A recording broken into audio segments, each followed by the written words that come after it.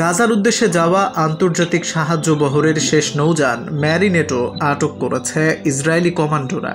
শুক্রবার সকালে গাজার উপকূলে নৌযানে উঠে পড়ে ইসরায়েলি সেনারা। সরাসরি সম্প্রচারিত ভিডিওতে দেখা যায় জোরপূর্বক নৌযানটিতে প্রবেশ করে কর্মীদের আটক করা হচ্ছে। 40টিরও বেশি নৌযান নিয়ে মানবিক সহায়তা পৌঁছে দেওয়ার উদ্দেশ্যে যাত্রা করা এই বহরে শত শত আন্তর্জাতিক কর্মী অংশ নিয়েছিলেন। তারা ইসরায়েলের অবরোধ ভাঙার চেষ্টা করছিলেন।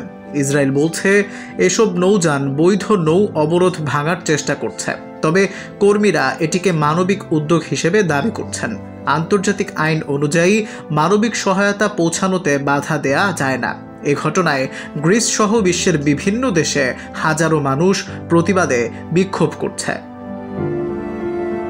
গাজায় ইসরায়েলি হামলায় বহু মানুষের মৃত্যু, এমনকি মানবিক বিপর্যয়ের প্রেক্ষাপটে এই বিক্ষোভ আরও জোরদার হয়েছে। ফ্লোটিলা আটক হওয়া সত্ত্বেও আন্তর্জাতিক সহায়তা কর্মীরা বলছেন তারা মানবিক সহায়তা পৌঁছে দেওয়ার প্রতিশ্রুতি থেকে পিছপা হবেন না।